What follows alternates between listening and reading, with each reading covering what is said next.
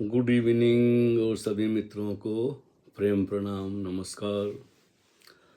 बहुत दिनों से एक प्रश्न आया हुआ था, मूड बना नहीं, सोचा कि कभी देंगे जवाब, मूड बनेगा। आजकल सब जो पहले जैसी गतिविधि नहीं रही कि रोज़ रोज़ कुछ कहा जाए लिखा जाए। समय के साथ परिवर्तन आता है जीवन में, तो ऐसा ही समझ लीजिए कि अब कम हो गया है बहुत लिखना बोलना पढ़ना, अपने एकांत का ही बस लगा रहता है खेल।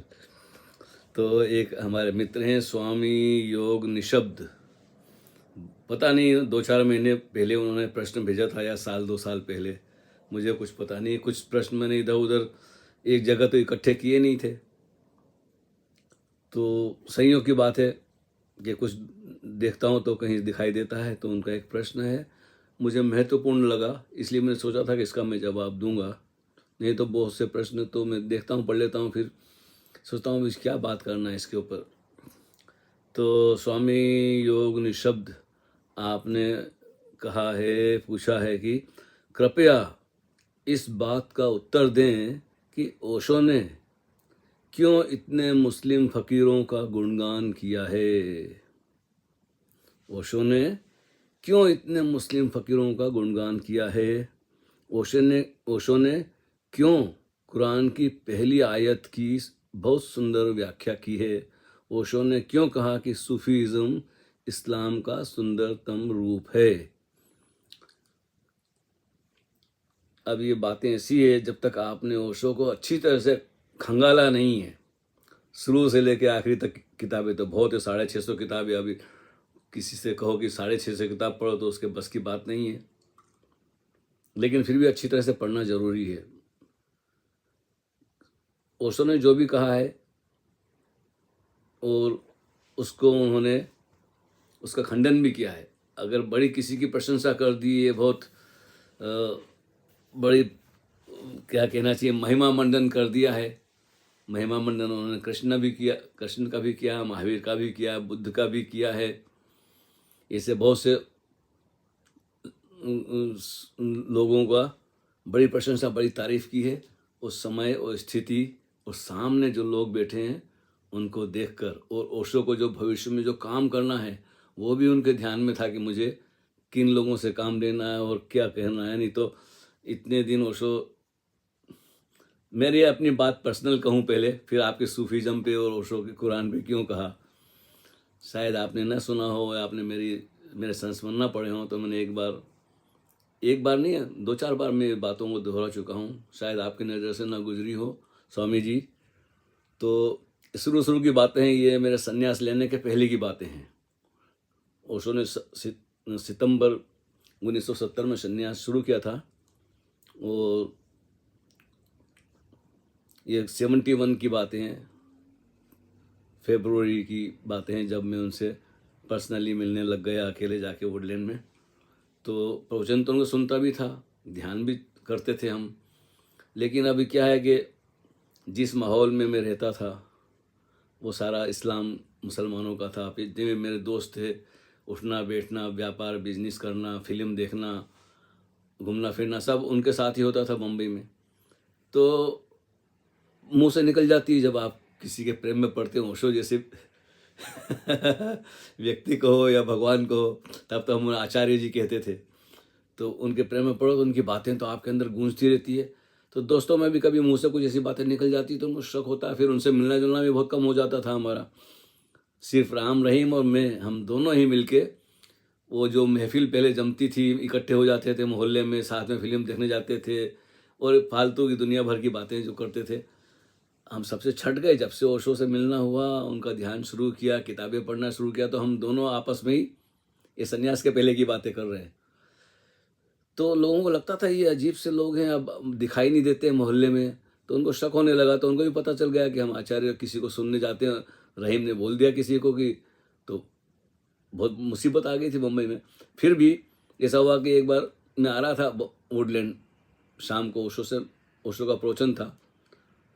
तो लक्ष्मी ने सुबह मुझे बोल दिया था सक्रिय ध्यान में के बाद में कि भैया शाम को आ जाना। तो ये फरवरी 1971 की बातें हैं जहाँ तक मुझे याद है। तो मैं जा ही रहा था उधर अपने काम से निपट के, फ्रेश होके, तो रास्ते में मेरा एक दोस्त मिल गया, उसका नाम था सादिक अली अरब। अब पता नहीं कहाँ, मैंने बहुत कोशिश की कि उससे मुलाकात हो फिर से, लेकिन बस इतने बरस हो गए, कौन कहाँ कहाँ जाता है। तो आपका प्रश्न तो मैं लूँगा ही। हाँ, ये इंटरनेट है ना, अगर उसको टच न करो तो गायब हो जाता है, फिर ढूंढने में मुश्किल होती है। तो पहले मैं आपको अपना प्रश्न याद दिला देता हूँ कि आपने क्या पूछा है। शायद मैंने पढ़ दिया है, देखो ना आजकल मेमोरी भी थोड़ी जवाब दे रही है।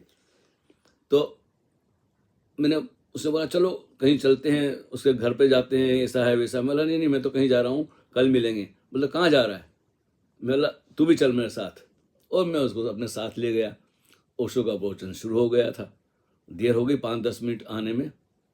ओशो का वक्त तो बिल्कुल साथ आ गया, उन्होंने 6:30 बजे का या 7 बजे का वक्त दिया था बिल्कुल। वो तो कुछ 10-12 मित्र थे, और उसमें 5-7 विदेशी थे, और हम बाकी 4-5 जो वुडलैंड में रहते थे। चिन्मय जी, कृष्ण सरस्वती, स्वामी कृष्ण कबीर भी उस वक्त शायद नहीं थे, कृष्ण कबीर नहीं थे, चिन्मय जी थे, माँ लक्ष्मी थे, ऐसे 5-7 मातरू। तो हम जब वहाँ पहुँचे तो प्रवचन शुरू हो चुका था। वो 10-12-15 लोग ही थे। तो हम भी जाके, मैंने उसको हाथ पकड़ के ले गया और बिल्कुल ओशो के सामने बिठा दिया, मैं भी बैठा। ओशो ने तो बोलना जो चल रहा था वो चल ही रहा था। वो देखा हमको कि हम आके बैठे हैं सामने। 10 मिनट भी नहीं गुजरे होंगे और वो मेरा दोस्त उठा, सादिक। वो बोलता उठ जा, चलो उठ उठ। मिला नहीं, बोला चल। अब वो खड़ा हो गया, मुझे बोलता चल। तो मैंने उसको बोला तू जा, मैं आता हूँ बाद में। आखिर वो निकल गया। मैंने तो पूरा प्रवचन सुना। प्रवचन अंग्रेजी में ही था, किसी प्रश्न का उत्तर दे रहे थे ओशो। खैर मुझे बुरा बुरा लगा कि मैं किसको लेके आ गया, और बीच में 10 मिनट में नहीं बैठा और उठ के चला गया। तो ऐसी क्या बात है। तो खैर उस रात तो मुझे बड़ी परेशानी रही, मन ही मन में बड़ा अफसोस भी रहा कि आचार्य जी क्या सोचते होंगे, मैं किसे ले आया, और बिना पूछे लक्ष्मी ने तो मुझे बुलाया था, मैं उसको क्यों ले आया, तो क्या समझते होंगे क्या। तो बड़ा मन में वो हो रहा था, उथल पुथल। दूसरे दिन फिर सुबह सक्रिय ध्यान गया तो फिर मन में वही चलने लगा कि अब क्या करूं। तो फिर नहीं रहा गया मुझसे कि बेचैनी हो रही थी कि वो क्या सोचते होंगे, क्या बोलते होंगे, मैं क्यों लाया, ऐसा वैसा। तो मैं आखिर वुडलैंड गया ओशो से मिलने। मैं कहता हूँ आचार्य जी से मिलने। ओशो तो तब नाम हमने कभी कल्पना में भी नहीं सोचा था। तो मैं जाके बैठा उनके सामने, उन्होंने मेरी तरफ देखा, मैं सर झुका लिया। क्या बात है? मेरा कुछ नहीं। अच्छा। तो फिर वो खुद ही बोलना शुरू किया, उनको पता चल गया कि बात क्या, मैं क्या कहता। बोल तो ओशो ने कहा तुम ऐसे लोगों से मेरी बात ही मत किया करो जो मुझे नहीं समझते, नहीं तो तुम मुश्किल में पड़ोगे। और सच पूछो तो मुश्किलें उसके बाद ज़्यादा बढ़ गई हमारी, मेरी। क्योंकि वो मुसलमान कंडीशनिंग थी उनकी पूरी। वो तो हराम समझते हैं किसी और को सुनना, उसको क्या पता कि मैं उसे कहाँ ले जा रहा हूँ। तो खैर वो मैंने उनसे क्षमा मांगी। उन्होंने तो साफ उन्हें बोल दिया था किसी से ऐसी बात नहीं करना, जो नहीं समझते उनसे तो बात ही नहीं करना। तो मैंने बोला हाँ वो मेरा दोस्त था, ऐसा वैसा। मैंने उनको बताया नहीं कि वो मुसलमान था। फिर बाद में मैंने एक दिन बता दिया था उनको कि, तो उन्होंने कहा कि नहीं ये कौम तो मुझे नहीं समझ सकेगी। और फिर मैंने उनसे रिक्वेस्ट भी की थी एक बार, वुडलैंड में 2 बार की थी शायद, और एक बार पूना में की थी। एक बार तो जबानी मैंने कहा उनसे कि आचार्य श्री आप कुरान पर बोलें। तो मुझे बोला कि हमारे पास कितने लोग हैं कुरान मुसलमान कितने सन्यासी हैं। तो मैंने कहा कि अभी तो कोई नहीं, सिर्फ राम रहीम और मैं हूँ, 2 ही हैं हम बम्बई में तो हम 2 ही थे, और सादा एक आधा कोई पिपरिया में था कोई बुजुर्ग, वो तो गुजर गए कभी के, उनका नाम भी मुझे याद नहीं रहा। वो भी वो गाना बजाना करते थे, इसलिए वो किसी के साथ आ गए थे, तो औपचारिक रूप से समझ लो जो भी हो। खैर तो बोला कि नहीं अभी बहुत ज़रूरी काम करना है, और मैं किसी तरह का खून खराबा नहीं चाहता, और बहुत महत्वपूर्ण काम करने हैं। तो उन्होंने बात टाल दी है कुरान पे। ये कौम मुझे नहीं समझ, ये बात तो मुझे याद है, उन्होंने कहा कि ये कौम मुझे नहीं समझ सकती है, और अभी मैं किसी तरह का खून खराबा नहीं चाहता हूँ। और इसी बातें मुझे समझाई। पूरी बात तो मुझे याद नहीं है, कम से कम 5-7 मिनट उन्होंने बताई होगी बातें, लेकिन 2-4 लाइनें मुझे अभी याद है कि उन्होंने कहा नहीं अभी बहुत महत्वपूर्ण काम करने हैं। तो उन्होंने टाल दिया। ऐसे एक बार पत्र लिख के भी मैंने कहा था, तो शायद 2-4 दिन बाद उन्होंने किसी प्रश्न के उत्तर में वो बात फिर कही थी इस्लाम के ऊपर, क्रिटिसाइज़ किया उन्होंने, लेकिन फिर भी ठीक शब्दों में, कि किसी को इतना ज़्यादा बुरा ना लगे। वो था मेरा ख्याल लाओत्सो के ऊपर चल रही थी प्रवचनमाला, तब पाटकर हाल में, तब की बात है। तो ऐसे 2-3 बार तो मैंने उन्हें पूछा कि कुरान पर बोलें वगैरह वगैरह। फिर एक बार पूना में उन्होंने बहुत बुरी तरह से झाड़ दिया था। वो आपने सुना होगा या देखा होगा ओशो का प्रवचन। आपकी बात भी सही है कि उन्होंने वो मैत्रेय जी ने वो पूछी थी पहली आयत के बारे में। देखो, ओशो चाहते थे कि वो सभी मनुष्यों के लिए हैं, ऐसा नहीं कि वो सिर्फ हिंदुओं के लिए, वो भारतीय लोगों के लिए, अमेरिकन, जर्मन, वो पूरे विश्व, पूरी मानवता के लिए ओशो का संदेश है। लेकिन अभी ज़मीन पर इतने लोग खुले हुए नहीं हैं। कट्टरपंथी, खासकर वो हिंदू हों, जैन हो, बौद्ध हों, मुस्लिम हो, ईसाई हों, जो एकदम बंधे हुए हैं, वो तो ओशो को सुनेंगे ही नहीं। वो सुनेंगे भी तो मानेंगे नहीं उनकी बात, डरेंगे। तो मैंने बहुत से लोगों को कैसेट दिए, सीडी दिए, किताबें दिए। सूफीज़म की भी मैंने अपने दोस्तों को लंदन में भी दिए, जर्मनी में था तब भी। वो नहीं, उनको लिए तो हराम है। शॉर्टकट में आपसे कहूँ तो आप वो सुनिए। वो तो मैत्री जी ने प्रश्न किया था, और ओशो चाहते थे कि मुसलमान लोग भी आएँ। जब 1500-2000 मुसलमान सन्यासी हो जाएं, तो भाई एक बात बनती है कि कुछ कहें वो। लेकिन 2-4 गिनती के लोग, आप अभी भी गिनती लगाओ कितने मुसलमान सन्यासी हैं ओशो के, तो गिनती के आपको उंगली में मिलेंगे। और शायद उन्होंने भी, वो ओशो ने जो नकारात्मक या उनको आलोचना की है इस्लाम की और मोहम्मद की और की पूरे, मतलब, तो उन्होंने शायद वो सुना नहीं होगा। वो सुना भी होगा या पढ़ा भी होगा तो वो टाल गए होंगे, बोला कि पता नहीं। तो ऐसा है कि आजकल जो चल रहा है पिछले 4-5 साल से, आप फेसबुक पे और यूट्यूब पे खासकर देखिए, सूफीज़म भारत में इसलिए आया था कि पहले तो वो तलवार के बल पे उन्होंने बहुत हजारों क्या लाखों करोड़ों लोगों को मारा, इतने मंदिर वगैरह तोड़े, लूटा, बलात्कार किए। आप तो पूरी हिस्ट्री पढ़ेंगे तो आपको पता चलेगा कि कितना अत्याचार हुआ है इस्लाम की वजह से। पृथ्वीराज चौहान जो थे, उन्होंने तो मोहम्मद गौरी को क्षमा किया 17 बार। कोई क्षमा करता है? उसने एक बार में पृथ्वीराज चौहान को निपटा दिया, मतलब आंखें निकाल दी। कितना तड़पाया, तड़पा तड़पा के उसे मारा गया। तो ये सब हिस्ट्री तो आपने पढ़ी है। अभी आप एक्स मुस्लिम को सुना करें, जफर हेरेटिक है यूट्यूब पे, एक्स मुस्लिम साहिर है, एक सलीम है, सलीम वास्तिक, साहिर है। मैं पूरा नाम की लिस्ट आपको दे दूंगा, पहले उनको सुने। कुछ महिलाएं भी है, भारत में भी है, रब्बानी हैं, और भी अब सबके नाम तो मैं आपको क्या बताऊं यहाँ पर। तो पहले सुने और सूफीज़म की जानकारी लें। जितनी बड़ी बड़ी मज़ारें हैं जहाँ ज़्यादातर भीड़ होती है गैर मुस्लिमों की, हिंदुओं की, जैनों की, मतलब हमारे लोग तो ऐसे हैं कि मन्नत, ये एक चक्कर चलाया है सूफीज़म ने कि साईं बाबा की दरगाह पे मंदिर, पहले वहाँ मज़ार थी, जो शिरडी के साईं बाबा है वहाँ भी पहले वो मज़ार बनी हुई थी, फिर बाद में मज़ार हटा के उन्होंने मूर्ति बना दी। भाई धंधा चलाना है, भले वो अजमेर हो, भले वो दिल्ली हो, भले वो हाजी अली हो, हाजी मलंग हो, बहुत सारी जगह इनका चाल था कैसे लोगों को कन्वर्ट करना। अमीर खुसरो की आप इतनी तारीफ ओशो ने की थी, लेकिन उसका दूसरा पहलू आपने कभी सोचा नहीं होगा, छाप तिलक सब छोड़ा तो उसे नैना मिलाए के। तो ये इनडायरेक्टली जो समझते हैं उनके लिए तो ऐसा है कि वो धर्म परिवर्तन की उन्होंने कोशिश की है। शायरी में भी उसके असली मीनिंग ढूंढे आप। वो जो बड़ा धूमधाम से, जो सन्यासी भी बड़े झूम झूम के, गाना संगीत की बात अलग है, लेकिन कविता के, शायरी के मीनिंग क्या है, अर्थ क्या है उससे, और किससे कही होगी उन्होंने। तो कभी कव्वाली में भी बहुत सारी सी बातें आती हैं। तो ऐसा है कि बड़ी गलत फहमी है ओशो के सन्यासियों को ही नहीं, जिन्होंने ठीक से ओशो को सुना पढ़ा नहीं है, बाकी लोगों को भी, और मुसलमानों को तो सबसे बड़े शिकार हैं इस दुष्चक्र के, षड्यंत्र के, जिससे कहते हैं इस्लाम। सबसे बड़ा शिकार तो वो है, उन्होंने कस के पकड़ लिया है और जो अभी भी सारी समस्या सारी दुनिया में जो है, हर एक देश में इस्लाम के मानने वालों की ही है। मुसलमान बुरे नहीं हैं, लेकिन वो शिकार हैं एक मान्यता को, उसमें सवाल करने की गुंजाइश नहीं है। आप सवाल नहीं पूछते, इसलिए तो मैंने कहा कि मैं सारी बातें बताऊंगा तो घंटों लग जाएंगे। बेहतर है कि आप एक्स मुस्लिमों को सुनना शुरू करें। मैं नहीं कहता हूं कि ओशो ने क्यों तारीफ की, भाई उस वक्त की ज़रूरत थी, वो चाहते थे कि कुछ मुसलमान भी आए, लेकिन कितने आए, उनके रहते ही कुछ नहीं आए, गिनती के आए, और वो भी बस आए और गए। ऐसा कोई उनमें ऐसा कोई प्रतिभाशाली व्यक्ति मुझे दिखा ही नहीं।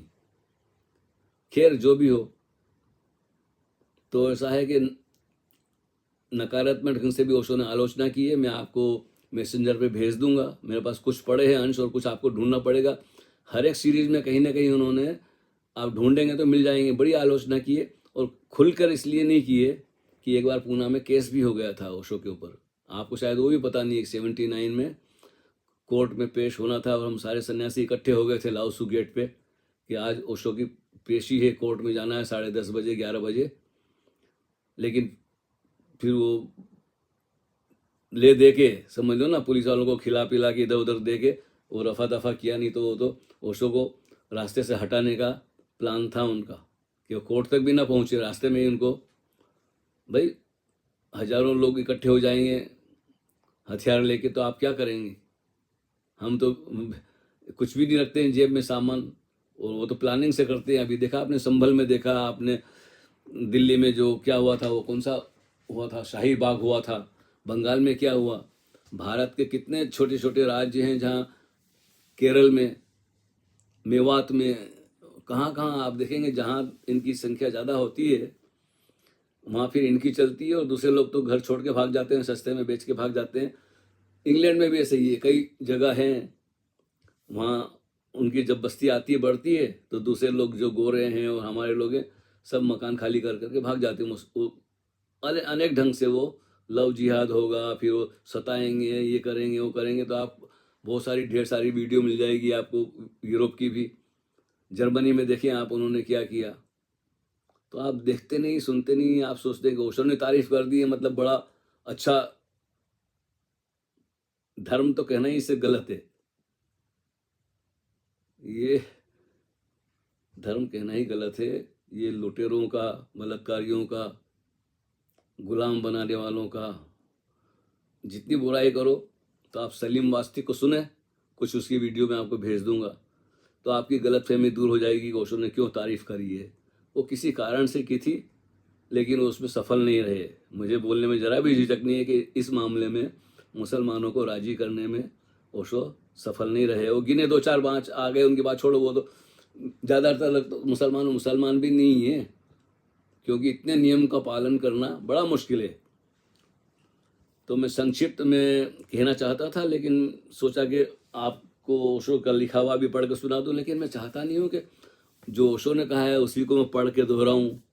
इससे बेहतर है कि आप वो कैसेट भी सुन लीजिए, वो प्रवचन के अंश भी सुन लीजिए, पढ़ लीजिए, ढूंढ लीजिए, तो आपको असलियत पता चलेगा कि इस्लाम कितनी बड़ी समस्या है पूरी दुनिया के लिए। 56-57 देश उन्होंने कन्वर्ट कर लिए हैं, रूपांतरण, सबको मुसलमान बना दिया, और वहाँ हिंदू नहीं रह सकता, वहाँ ईसाई नहीं रह सकता। अगर रहेंगे भी तो पाकिस्तान और हिंदुस्तान का जब बंटवारा हुआ था तो कितने, मैंने सुना 27% थे, कोई बोलता 30% वहाँ हिंदू और सिख वगैरह जैन वगैरह रह गए थे, जिनके बड़े बड़े मकान थे, जमीन जायदाद थे। वो क्यों छोड़ के आएंगे, कुछ लोग आ गए, तो अब 1 या 2% बचे हैं मुश्किल से। और वहाँ एक मिट्ठू मियाँ नाम का एक मुल्ला है, उसने हर साल वो कितनी नाबालिग हिंदू लड़कियों को घर से उठा के ले जाता है, परिवार वाले कुछ कर नहीं सकते, और फिर उनको किसी मुसलमान से शादी करा देता है, बड़ी उम्र के छोटी लड़कियों की। मिट्ठू मियाँ यूट्यूब पे ढूंढिए, आपको पता चल जाएगा। ओशो की 2-4 बातें इधर उधर सुन के लोग समझने लगते हैं कि भाई ओशो ने कहा है तो स्वामी जी आप क्यों आप ऐसा कहते हैं वैसा कहते हैं। भाई मैंने अच्छी तरह से पढ़ा है शुरू से ही लेके अभी तक, और मेरा तो काम भी था ट्रांसक्राइब करना, ओशो की कैसेट सुन सुन के लिखना, और पढ़ने का वैसे भी मुझे शौक था। तो मैंने अनजाने में ऐसे ही बात नहीं कह दी है, अगर मैंने कुछ कहा है तो ओशो ने समय समय पर आलोचना भी की है, और प्रशंसा की है तो किसी और कारण की है, और आलोचना भी की है तो जगाना चाहते थे वो दुश्मन किसी के भी नहीं होते चाहते, सारे मनुष्य की संभावना है बुद्धत्व को जानने की, स्वयं को जानने की। तो प्रयास उन्होंने अपनी तरफ से किया, लेकिन बहुत कम प्रभाव पड़ा मुसलमानों पर। मेरा अपना निजी व्यक्तिगत अनुभव है कि मैंने जिनको भी किताबें दी, सूफीज़म की कैसेट दी, प्रवचन दिए, उन्होंने सुनी अनसुनी करके, भाई वो उनके लिए तो वो पाप है दूसरे की बातें सुनना, नमस्कार करना भी पाप। जय हिंद नहीं बोल सकते, वंदे मातरम नहीं बोल सकते। आपने टीवी डिबेट पे कभी देखा होगा, जब वो क्या होता है, गणतंत्र दिवस होता है, तो वो नहीं राष्ट्रगान गाते हैं। तो इनके अंदर कट्टरता बचपन से सिखाई गई होती है, उसमें उनका दोष भी नहीं है, बस वो विक्टिम है। और अभी भी चल रहा है। योगी जी ने जरा सख्त कदम उठाए, नहीं तो संभल का देखा आपने कितना उपद्रव हुआ। जो सिर्फ इंक्वायरी करने गई थी जो टीम पुलिस वालों की, उनके ऊपर कितना बड़ा पथराव किया, और कितने झगड़े हुए, कितनी बिजली चोरी हुई, ये सब रिपोर्ट आप नहीं देखते हैं? देखना चाहिए अगर आपके मन में ऐसे प्रश्न आते हैं कि ओशो ने क्यों तारीफ की। ओशो के बहुत सारे कारण होते हैं, उसको सच में समझ लेना। ओशो ने मनगढ़ंत बातें भी दोहराई हैं। कुछ बातें ऐसी है, मैं आपको कहूँ तो आपको हंसी आएगी। और शायद जानबूझकर ओशो ने वो मनगढ़ंत झूठी बातें इस्लाम के बारे में, मोहम्मद के बारे में कही है। एक बुढ़िया की आपने बात सुनी होगी कि जब वो मोहम्मद गुजरते थे सुबह, तो एक बुढ़िया ऊपर से कचरा फेंकती थी उनके ऊपर, और वो चुपचाप गुजर, कुछ कहते नहीं थे। लेकिन एक दिन, बहुत दिन के बाद, एक दिन बुढ़िया ने कचरा नहीं फेंका, तो उन्हें सोचा कि भाई क्या हुआ। तो गए उसके ऊपर, उसके घर पे ऊपर पहुंचे, बालकनी में जहाँ से वो कचरा फेंकती थी खिड़की से, तो देखा तो बुढ़िया तो बीमार थी। तो उसकी बड़ी उन्होंने बोला, माई क्या हुआ, अब डिटेल में तो नहीं बताऊंगा, यानी कि उसकी बड़ी खातिरदारी की, पूछा कि आपको कोई तकलीफ है, ये फिर उसकी सेवा की। तो इतने प्यार से उसको समझाया, तो बुढ़िया ने इस्लाम कबूल कर लिया, यानी कि वो भी मुसलमान बन गई। ये सरासर झूठी बातें हैं, 100%, 100% झूठी कहानी है। आप इस्लाम की किसी भी किताब में ढूंढने जाएंगे, आपको नहीं मिलेंगी। फिर दूसरी बात आपको और बता दूं, चलो याद आ रही है तो बता रहा हूँ, मैं सोचा नहीं था मैं बताऊंगा। ओशो ने मोहम्मद जो साहब हैं पैगंबर, उनकी मृत्यु का जिक्र किया है। आखिरी आपने भी सुनी होगी, वो भी सरासर झूठ बात है, पूरी झूठ है। आप जब एक्स मुस्लिमों को सुनेंगे ना कि मोहम्मद की मृत्यु कैसे हुई थी, तब आपको पता चलेगा कि ओशो कितनी झूठ बोल सकते हैं। भाई बुद्ध तो पुरुष को भी बोलनी पड़ती है कभी कभी झूठ, क्योंकि सामने वाले को राजी करना होता है। तो ऐसा नहीं कि सब आ जाए और एक भी मुसलमान ओशो के पास ना आए। उन्होंने भरसक कोशिश की, और लोग झूठ सुनने के आदी हो गए हैं। उनकी झूठी तारीफ कर दो तो वो समझेंगे हाँ भाई ये तो सच में बुद्ध पुरुष है। तो ओशो ने जो कहानी कई बार दोहराई है, हिंदी में भी, शायद अंग्रेजी में भी, कि जब आखिरी दिन था उनका और रात को सोए थे और बेचैन हो रहे थे, नींद नहीं आ रही थी, तो उन्होंने उनकी पत्नी को बोला कि क्या बात है, तूने कुछ बचा के रखा है क्या? तो वो बोलती है आपकी तबीयत ठीक नहीं है, ज़रूरत पड़ जाए कुछ दवा दारू की किसी इलाज के लिए, तो मैंने 5 दीनार बचा ली है। तो बोलता नहीं नहीं, जिसने जो अब तक देता रहा है वो मैंने कभी बचा के नहीं रखा अपने पास, जो भी मिलता था सब बांट देता था, और खाली हाथ ही सोते थे हम, रात को सोते थे, सब दे दुआ के, हम कुछ बचा के रखते नहीं थे। तो अच्छी बात नहीं, जा निकालो पैसे और दे के दे बाहर किसी को दे, ज़रूरतमंद कोई ना कोई मिल जाएगा। तो उसने बड़े अमन से, भाई मानना तो नहीं चाहती, लेकिन वो भाई मोहम्मद ने कहा, तो उसने वो 5 दीनार निकाल के गई बाहर, और देखा कि एक फ़कीर कोई आया, उनके वो इंतजार में कर रहा था, दरवाजे पे दस्तक दी। तो उसने बोला मुझे ज़रूरत है, और उसने वो 5 दीनार दे दिए, और वो वापस आई, और मोहम्मद ने वो चादर ओढ़ ली और विदा हो गए शरीर से, मतलब मृत्यु।